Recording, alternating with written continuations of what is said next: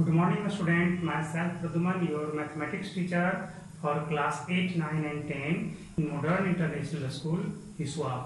Today just I am going to solve some problems related with percentage, that means from exercise 9a. In previous day just I have solved question number up to 14.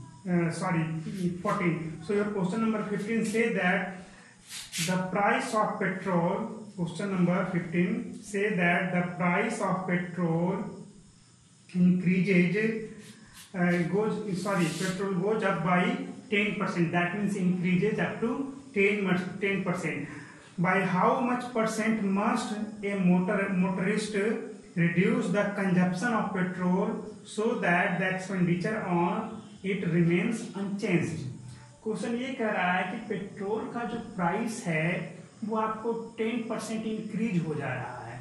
एक motorist है, motorcyclist है, motor चलाने वाला जो है वो अपने consumption में कितनी की कमी करे, कितना कम कर दे ताकि जो उसका एक्सपेंडिचर था, जो उसका पहले का जो खर्च था वो रिमेन्स अनचेंज्ड रहे, जैसा पहले का खर्च था वैसा ही अभी भी रहे। है ना, तो सिंपल सा क्वेश्चन है, बहुत हार्ड नहीं है ना।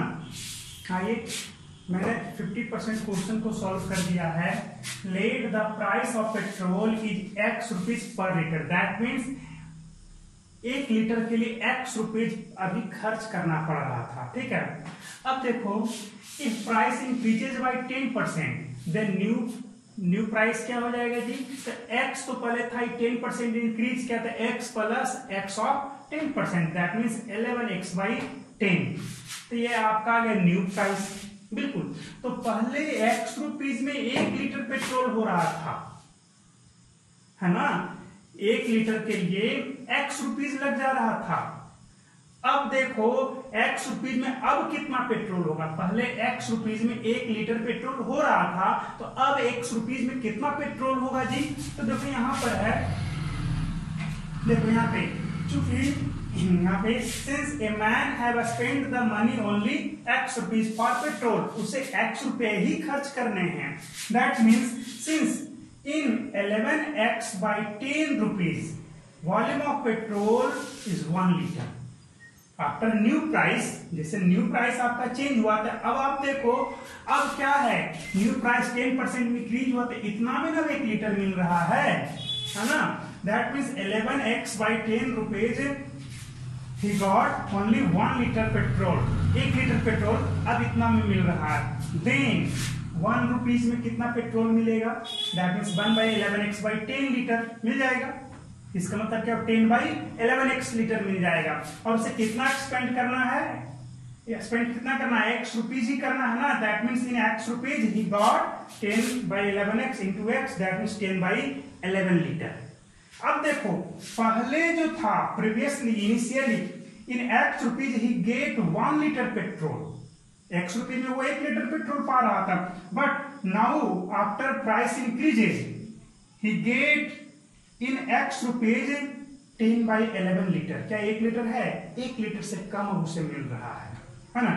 वेन प्राइस इंक्रीजेज, बताओ अब उसे कितना कम खर्च करना पड़ेगा? तो पहले तो 1 लीटर खर्च कर लेता था, अब तो इतना ही खर्च करना पड़ेगा।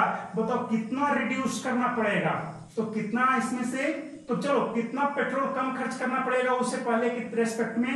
तो जो पहले खर्च कर रहा था और जो अब खर्च करना है, दोनों को माइनस कर देंगे। दैट मीन्स यहां पे मिटा दिया जाए,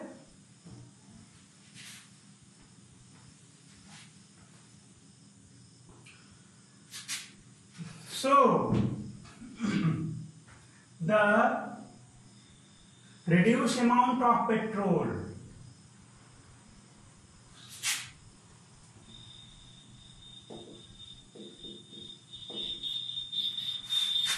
पहले 1 लीटर था, 1 लीटर माइनस 10 by 11 लीटर, तो कितना आ जाएगा?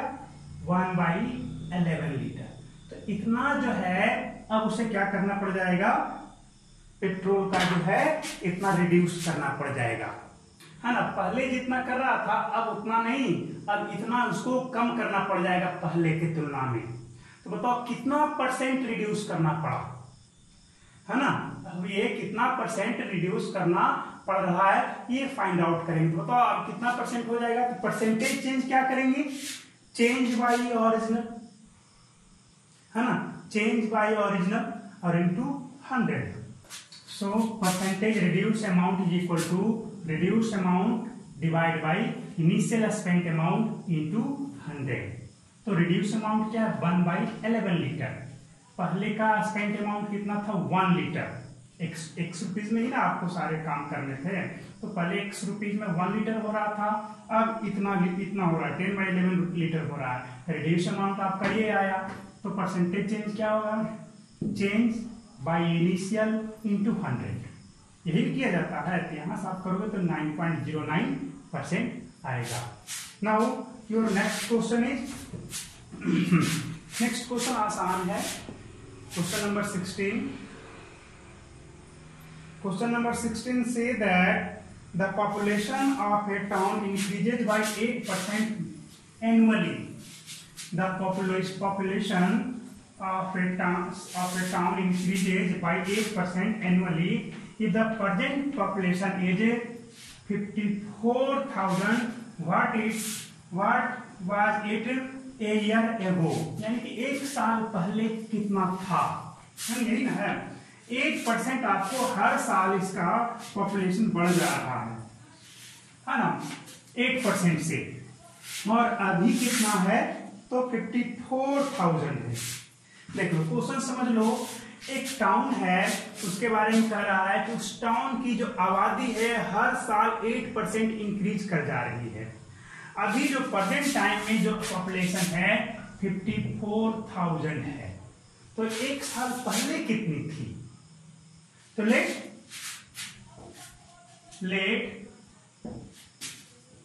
1 year ago, sorry, a year ago, 1 year ago, the population of town is X. So तो एक साल बाद क्या होगा, 8% इंक्रीज कर जाएगा ना। तो आफ्टर 1 year,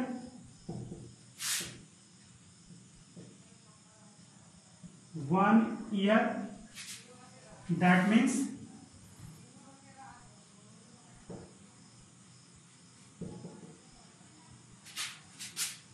present year,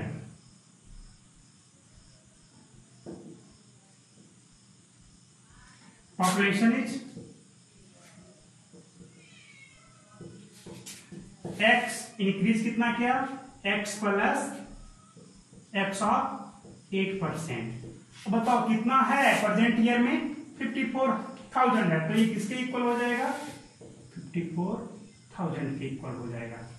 अब यहां से सॉल्व करोगे तो x plus x into 8/100 equal to 54,000। यहां से x फाइंड आउट कर लोगे, आपका सॉल्यूशन हो जाएगा।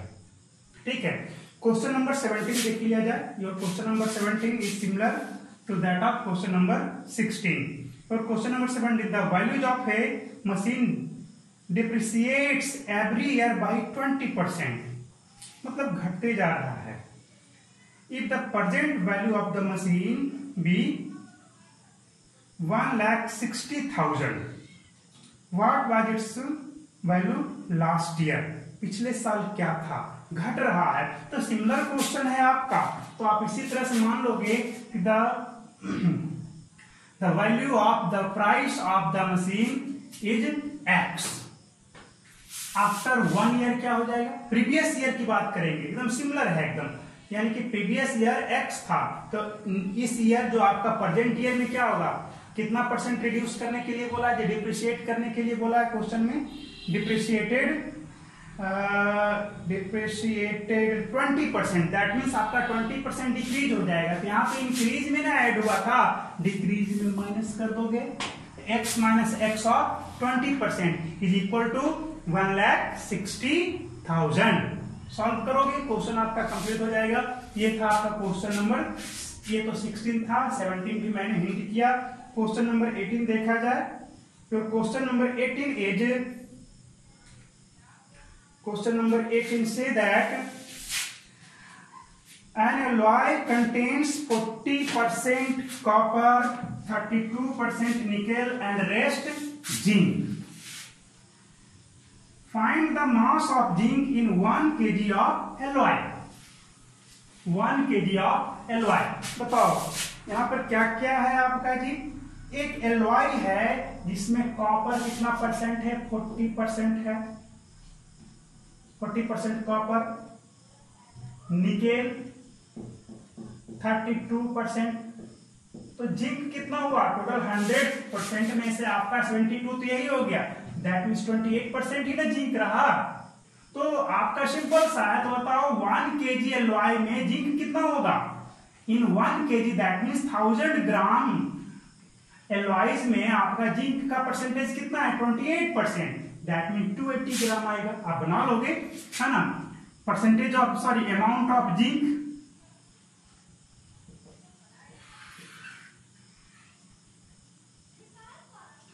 इज इक्वल टू क्या हो जाएगा जी 1000 ऑफ 28%, यहां सोल्व करोगे तो 280 ग्राम आएगा। अब सवाल है कि 28% कैसे आया, तो टोटल तो 100 ही ना होता है, परसेंटेज में 100 से ही कंपैरिजन किया जाता है। तो 40% कॉपर, 32% ये, तो बाकी तो 100 का बाकी बचा हुआ पार्ट 28 ही ना रहा। ये ऐड करोगे तो 72 प्लस 28 100 हो गया। तो इस तरह से आपका क्वेश्चन नंबर 18 था, बन गया आपका कंप्लीट हो गया। अब देखो question number 19 is balance diet should contain 12% protein, 25% of fat and 63% of carbohydrate. 63% of carbohydrate. If a child needs 2600 calories in his food daily, find the calories, the amount of each of these in his daily food intake. Simple सा है, क्या कह रहा है कि protein कितना calorie लिया, protein कितना लिया, आपका फैट्स कितना लिया, आपका कार्बोहाइड्रेट कितना लिया। तो find in calories the amount of each of the, यानी कि सभी का। बताओ यहाँ पे कितना ले रहा है वो 12% प्रोटीन, इसी तरह से है 12% आपका है, और क्या है आपका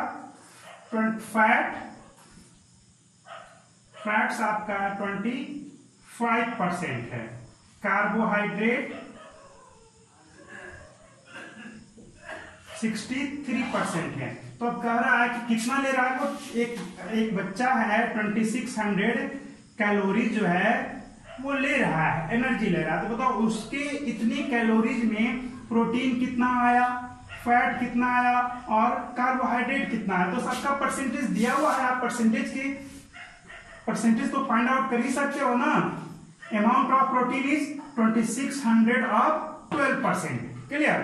amount of fat is 2600 of 25%, clear. इस तरह से आप सबको निकाल लोगे, बहुत इजी।